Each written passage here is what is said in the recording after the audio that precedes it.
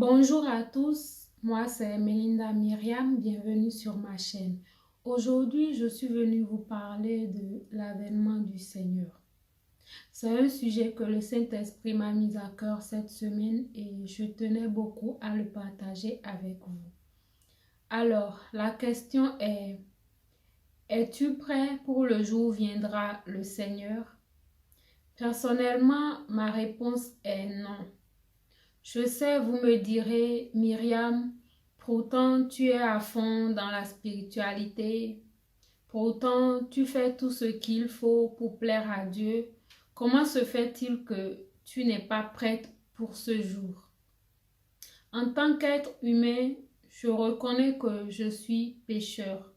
Et au fond de moi, je sais qu'il y a encore des failles à combler. Et tant que je ne change pas certaines parties de moi pour être digne d'un enfant du royaume, je ne pourrai jamais dire que je suis prête pour le jour du Seigneur. C'est une question que le Saint-Esprit m'a posée encore il y a quelques jours et ma réponse a été non. J'ai compris que c'était sa manière à lui de m'exhorter encore plus. C'était sa manière à lui de me dire, Myriam, les temps sont restreints, il faut que tu te réveilles, il faut que tu te prépares spirituellement pour ce jour. Oui, le jour du Seigneur est bien proche. Jésus revient bientôt.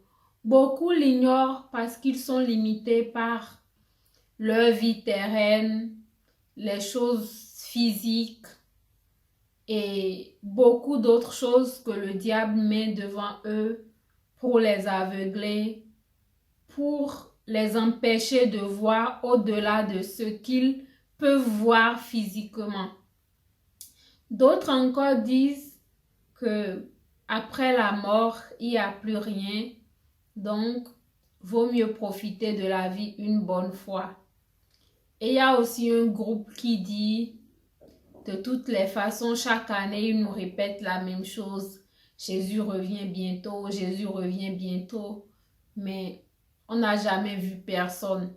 Pour eux, ce sont juste des sujets inventés par des hommes quelconques pour nous empêcher de vivre convenablement, de faire certaines choses selon nos propres désirs. Mais vous savez ce que la Bible dit? La Bible nous dit que nul ne sait le jour ni l'heure.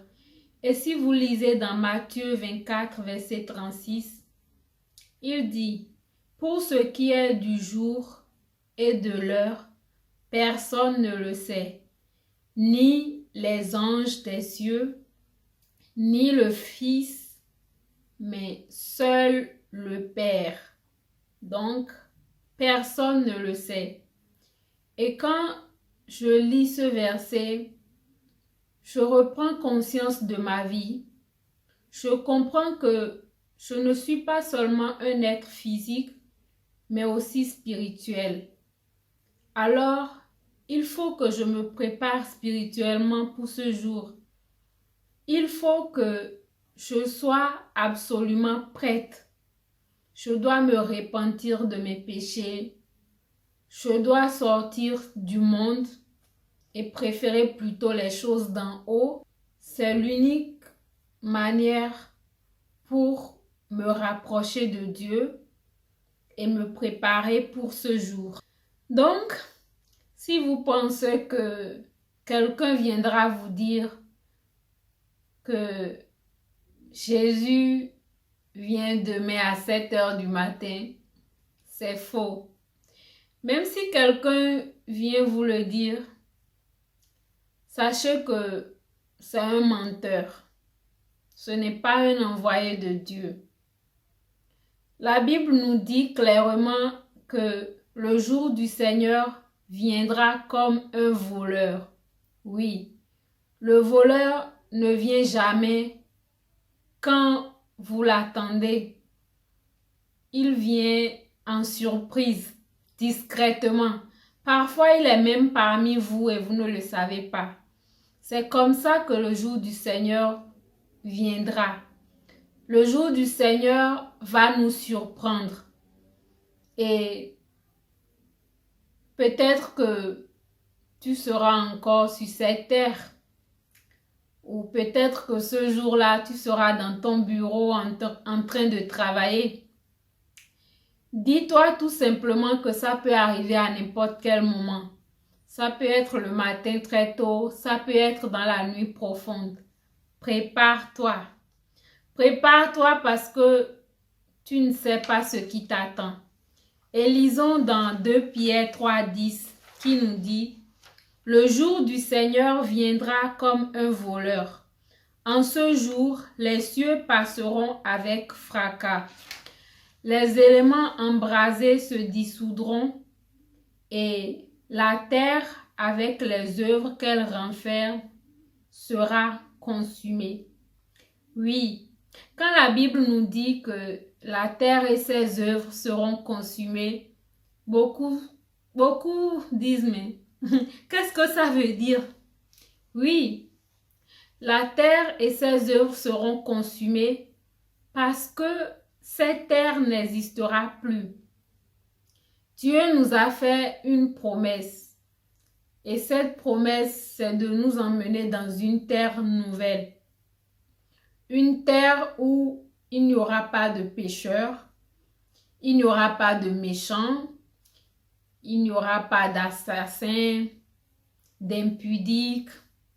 Ce sera une terre toute nouvelle pour nous. Alors, commencez par vous poser la question, mais pourquoi Jésus revient bientôt? Ça, c'est la bonne question. La raison pour laquelle Jésus revient bientôt, c'est pour nous enlever et nous accompagner dans la terre promise. Et si je vous dis que dans cette nouvelle terre, il n'y aura pas de pécheurs, ce qui veut dire que toi qui me regardes en ce moment, si tu n'es pas digne de rentrer dans cette terre promise, tu ne seras pas enlevé tout simplement. Alors répands-toi de tes péchés. Commence par te poser des questions sur comment faire pour changer ta personne afin d'être un enfant digne du royaume. Et si nous lisons Apocalypse 21, 1 nous dit « Puis je vis un nouveau ciel et une nouvelle terre, car le premier ciel et la première terre avaient disparu, et la mer n'était plus. » Vous comprenez? Dieu ne viendra pas restructurer cette terre où nous sommes actuellement, mais au contraire, il va tout détruire. Je dis vraiment tout. Cette terre n'existera plus. Veux-tu rester sur cette terre et être détruit avec tout ce qu'il y a actuellement? Je ne pense pas. Tout le monde veut être heureux. Tout le monde veut vivre dans un endroit paisible, où il n'y a pas de gens qui meurent chaque jour, où il n'y a pas des accidents, où il n'y a pas de nouveau-nés qui meurent sur le coup. Non, tout le monde veut être heureux. Tout le monde veut être dans la joie. Alors, commence par attendre cette promesse. Je sais que actuellement tu ne crois pas parce que tu te dis que cette promesse ne viendra jamais, ça fait des années, c'est trop loin et tout. Laisse-moi te dire quelque chose. Devant le Seigneur, un jour est comme 1000 ans et 1000 ans comme un jour. Je vais vous lire le verset. C'est dans 2 Pierre 3, 8, 9. Devant le Seigneur, un jour est comme 1000 ans et 1000 ans sont comme un jour. Le Seigneur ne tarde pas dans l'accomplissement de la promesse comme quelques-uns le croient, mais il use de patience envers nous ne voulant pas qu'aucun périsse, mais voulant que tous arrivent à la repentance. Alors, qu'est-ce que ça veut dire? Ça veut dire tout simplement que nous sommes au temps de la grâce. Le temps de la grâce, c'est ce temps où nous attendons la promesse. Et nous devons profiter de ce temps. Dieu nous aime d'un amour profond, raison pour laquelle il nous a accordé ce temps pour qu'on soit tous préparés. La Bible dit que Dieu ne veut pas la mort du pécheur.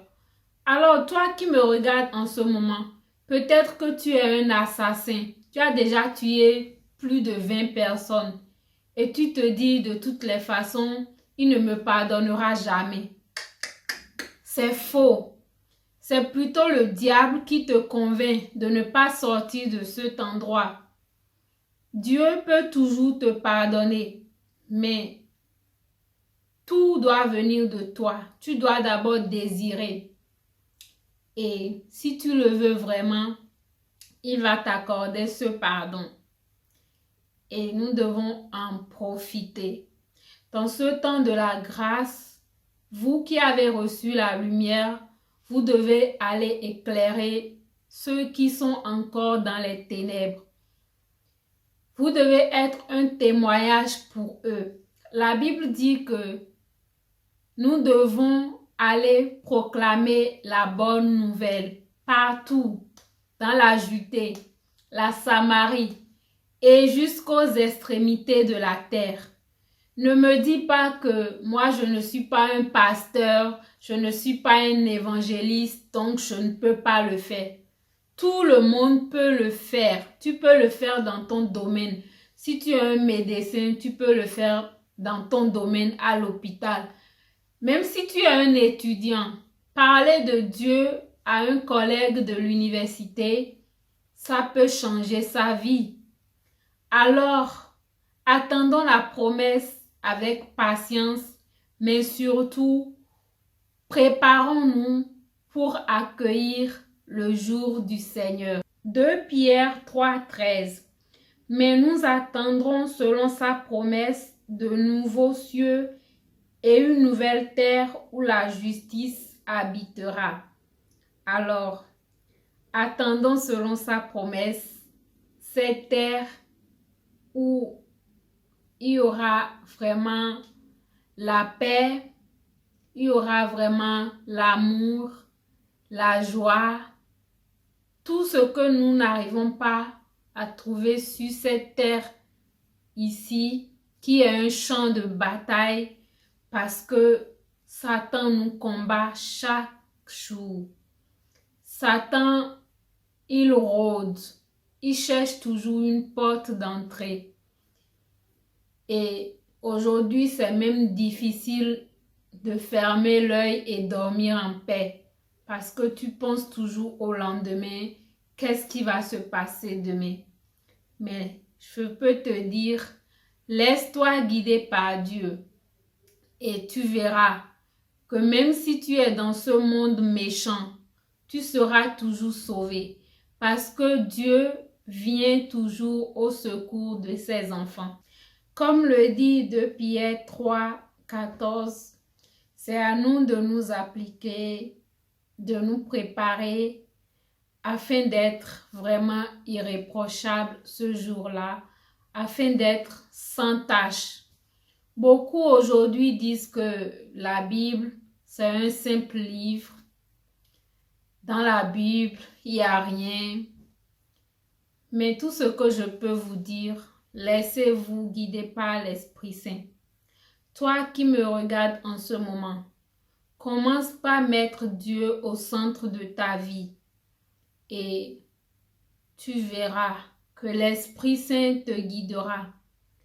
Il va t'éclairer sur beaucoup de choses parce que c'est le meilleur enseignant. Ne te laisse pas embobiner par tout ce que tu vois avec tes yeux physiques et tout ce que tu entends. Écoute plutôt des choses qui t'édifient, des choses qui peuvent t'emmener à accroître spirituellement.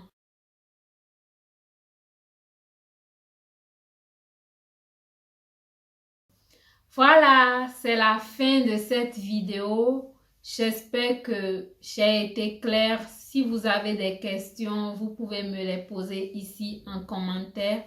Et on se dit à la prochaine dans une nouvelle vidéo. N'oubliez pas de vous abonner et de m'encourager dans cette aventure. À la prochaine. Ciao.